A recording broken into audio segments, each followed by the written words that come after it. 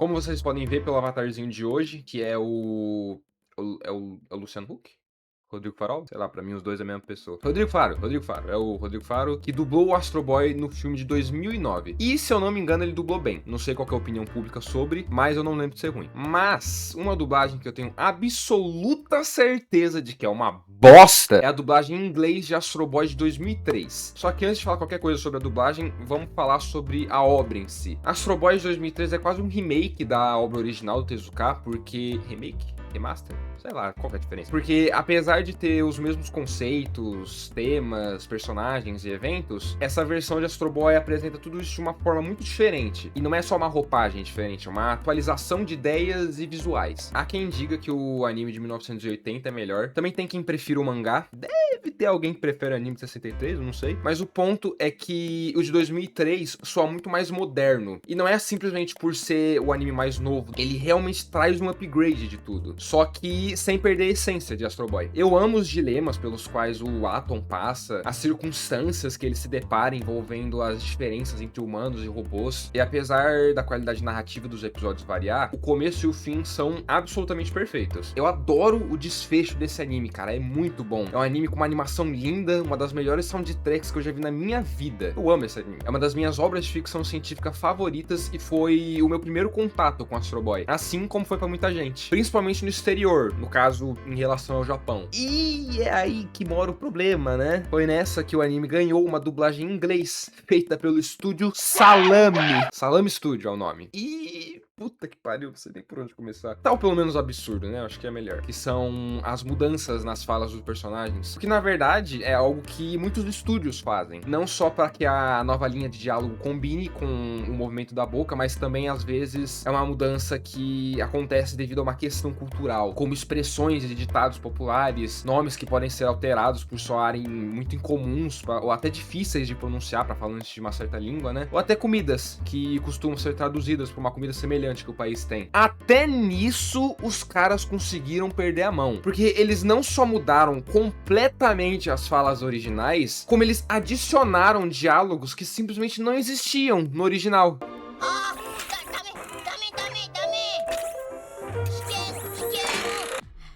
I'm supposed to be learning, right?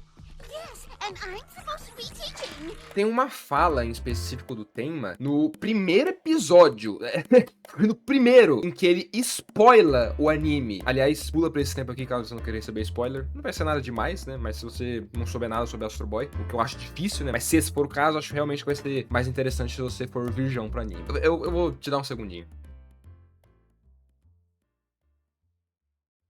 Vai logo, pô! Pra quem tá tendo a sua primeira experiência com Astro Boy, o que se entende sobre a origem do Atom é que... aliás, diga-se de passagem, Atom é o nome original do Astro Boy. E como eu assisti a versão japonesa, na maioria das vezes eu provavelmente vou chamar ele assim, por costume. Mas voltando ao que eu tava falando. A princípio, o que se entende, o que o anime apresenta pra gente de primeira, é que o professor Ochanomizu é o criador do Atom. Já que é ele quem o ativa, quem quase se mata pra colocar ele no carregador, sei lá que porra é aquela, no instinto quase paterno, uma determinação tão grande que faz a gente pensar que ele é o criador do Atom. E quem nunca teve contato com Astro Boy não sabe que o Tenma é o criador do Atom. E o fato de que esse homem misterioso que observa o Atom à distância enquanto faz comentários enigmáticos é o próprio criador do Atom, e é quem já havia ativado ele há um tempo atrás, mas que acabou apagando as suas memórias e o ativando por motivos, essa informação é revelada aos poucos durante o começo do anime. Só que na versão em inglês, no primeiríssimo episódio, na cena de abertura em que o Atom ainda tá sendo ativado, ao invés do diálogo original, o Tenma manda um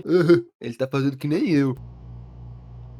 Beleza que ele não diz com todas as palavras que foi ele quem construiu o Atom, mas meio que fica mais fácil de supor isso depois desse comentário, que acaba com qualquer surpresa, com qualquer emoção que a revelação se propunha a ter. E essa é a pior maldição dessa versão do anime, porque ela parece que não quer te emocionar, parece que ela tem medo de te afetar de qualquer forma. Os caras fizeram de tudo pra jogar no mais seguro possível, cortando até mesmo cenas importantíssimas pra trama, como a morte do filho do Tenma. O evento que, assim, desencadeou praticamente todos os outros acontecimentos principais do anime. Se numa discussão sobre o robôs, em que o Tobio tinha uma opinião completamente contrária à do pai, que acreditava que eles deveriam ser apenas ferramentas para os humanos, não tivesse causado a morte do seu filho, o Tenma não teria se tornado um fanático por robôs. Ele não teria entrado nessa brisa de que eles são uma espécie superior que deveria reinar sobre os humanos. Porque agora, o Tobio não existia mais como tal, mas sim como um robô. E mesmo que na primeira vez o Tenma tenha percebido tarde demais que o seu filho era o seu mundo, na segunda vez, pois assim ele o faria valer pra todos. Porque se agora o seu filho resta apenas como um robô, não deve haver um único humano sequer que pense nele como uma ferramenta. Pois então, o único mundo que valeria a pena pra ele é o que os robôs reinam. 愛してなんかいなかった。トビオもトビオの身代わりのロボットも、そして僕も。天馬博士、あなたは僕を愛していない。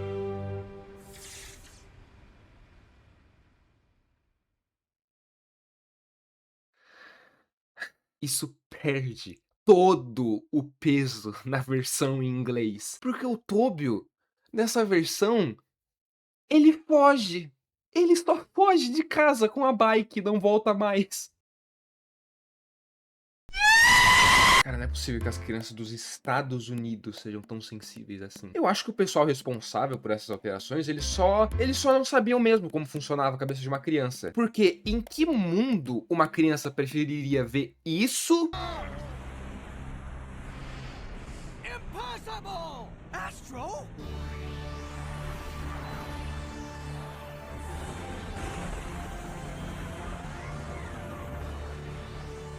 A isso.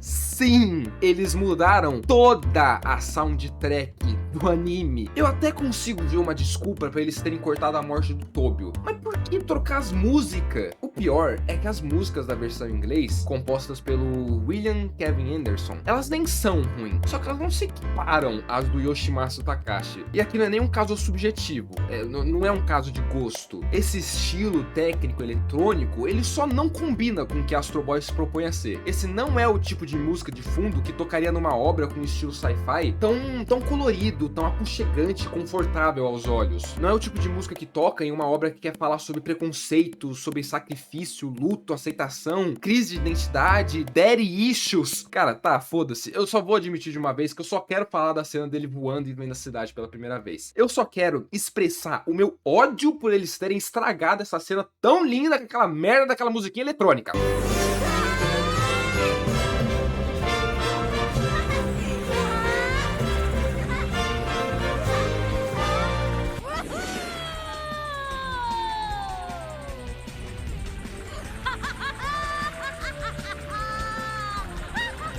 É sério, ainda vai ter um dia da minha vida, talvez num futuro nem tão distante, que eu vou chorar vendo essa cena original. Agora, por que eles mudariam? Por que eles mudariam a música tema do Atom? Ela é perfeita, não tinha necessidade de trocar. What is the reason of my life?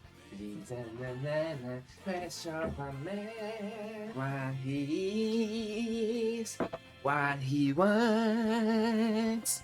Pega água. Aliás, essa música ela também, eles também mudaram a abertura na versão em inglês, virou musiquinha eletrônica, virou tudo, é tudo música eletrônica.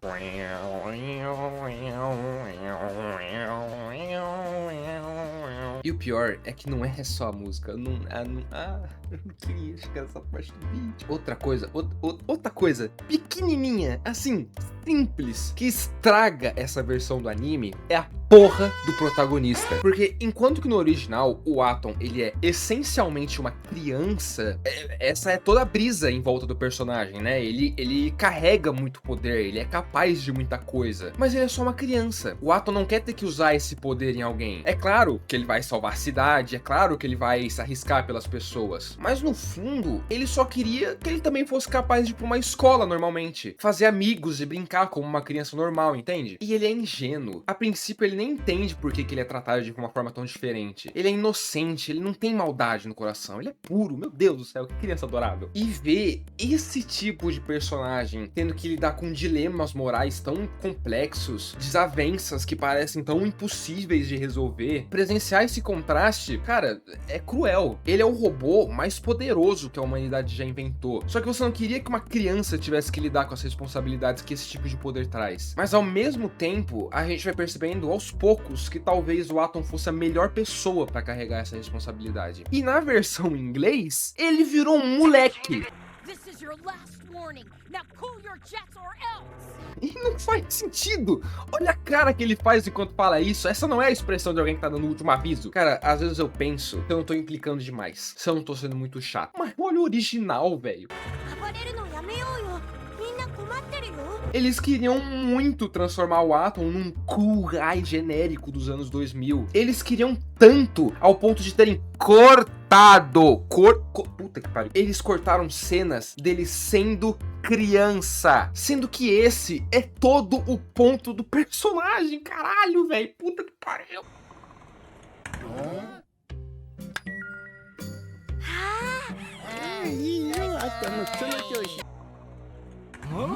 Oh, good, you're here.